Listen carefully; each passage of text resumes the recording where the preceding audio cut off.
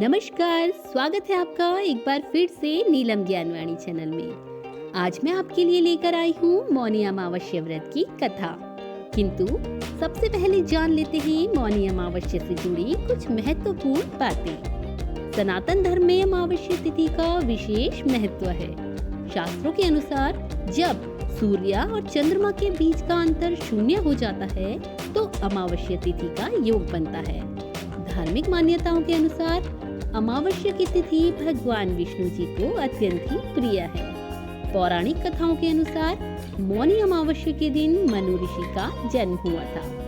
इस दिन मौन व्रत कर विधिवत श्री हरि भगवान विष्णु जी की पूजा अर्चना करने से मुनि पद की प्राप्ति होती है। अपने पितरों को प्रसन्न करने के लिए प्रत्येक माह की अमावस्या तिथि को उनका पूजन और तर्पण करना चाहिए। धार्मिक मान्यताओं के अनुसार मौनी अमावस्या के दिन मन और वाणी पर विराम रखते हुए स्नान करके प्रभु के नाम का स्मरण करने से सभी मनोकामनाएं पूर्ण होती हैं और वैकुंठ लोक की प्राप्ति होती है। तो इस कथा का बड़े ही ध्यान पूर्वक और प्रसन्नचित्त मन से आप श्रवण कीजिएगा। कथा इस प्रकार है। पुरातन काल में एक नगरी में देव स्वामी नामक ब्राह्मण अपनी पत्नी धनवती और अपने 7 पुत्र और एक पुत्री के साथ रहते थे। उनकी पुत्री का नाम गुणवती था। 7 पुत्रों के विवाह के बाद ब्राह्मण परिवार ने अपनी पुत्री का विवाह करने के बारे में सोचा। इसलिए ब्राह्मण ने अपने बड़े बेटे को पुत्री के लिए वर ढूंढने के लिए भेजा। पंडित ने जन्म कुंडली देखने के बाद जन्म कुंडली में दोष होने के बारे में बताया। पंडित ने बताया कि पुत्री के विवाह होने के बाद वह जल्दी ही विधवा हो जाएगी। यह बात सुनकर ब्राह्मण परिवार बहुत ही दुखी हो गया। ब्राह्मण परिवार ने पंडित से इसका समाधान पूछा तो पंडित ने कहा कि गांव में सोना नामक एक धोबिन रहती है। यदि ब्राह्मण परिवार की पुत्री गुणवती उसकी सेवा करे और कन्या की मांग में अपना सिंदूर लगा दे तो कन्या का विवाह हो जाएगा। गुणवती अपना मुंह ढककर धोबिन के घर सुबह सुबह चली गई और घर की साफ सफाई तथा अन्य कार्य करने के बाद अपने घर वापस आ गई। कुछ दिन तक लगातार उसने ऐसा ही किया। धोबिन ने अपनी बहू से पूछा कि आजकल वह इतनी जल्दी काम खत्म कैसे कर देती है। बहू ने कहा कि वो तो देर से उठती है जबकि काम तो पहले ही हो चुका होता है। अगले दिन उन्होंने निगरानी रखी और देखा कि एक कन्या उनके घर में आई और घर का काम खत्म करके चली गई। अगले दिन धोबिन ने गुणवती से इसका कारण पूछा। गुणवती ने सारी बातें बता दी। सारी बात सुनने के बाद धोबिन ने अपना सिंदूर गुणवती की मांग में लगा दिया। सिंदूर लगाते ही धोबिन के पति की मौत हो गई।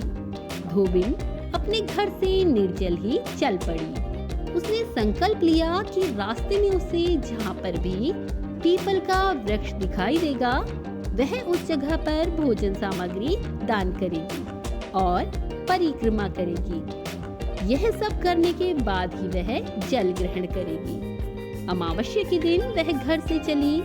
रास्ते में उसे एक पीपल का पेड़ मिला।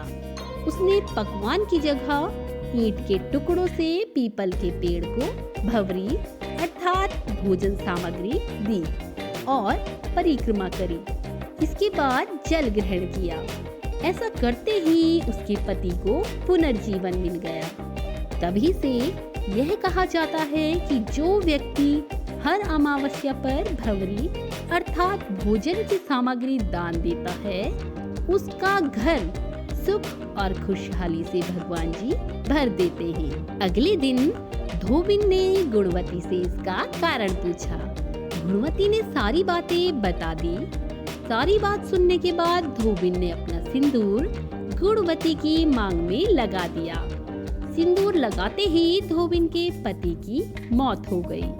धोबिन अपने घर से निर्जल ही चल पड़ी। उसने संकल्प लिया कि रास्ते में उसे जहाँ पर भी पीपल का वृक्ष दिखाई देगा, वह उस जगह पर भोजन सामग्री दान करेगी और परिक्रमा करेगी। यह सब करने के बाद ही वह जल ग्रहण करेगी। अमावस्या के दिन वह घर से चली। रास्ते में उसे एक पीपल का पेड़ मिला। उसने पकवान की जगह ईंट के टुकड़ों से पीपल के पेड़ को भवरी अर्थात भोजन सामग्री दी और परिक्रमा करी। इसके बाद जल ग्रहण किया। ऐसा करते ही उसके पति को पुनर्जीवन मिल गया। तभी से यह कहा जाता है कि जो व्यक्ति हर अमावस्या पर भवरी अर्थात भोजन की सामग्री दान देता है, उसका घर सुख और खुशहाली से भगवान जी भर देते हैं। तो ये थी मौनी अमावस्या व्रत की कथा।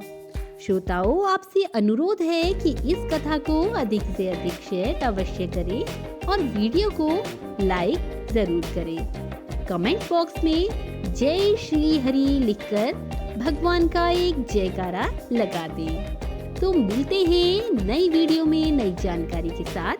तब तक के लिए नमस्कार।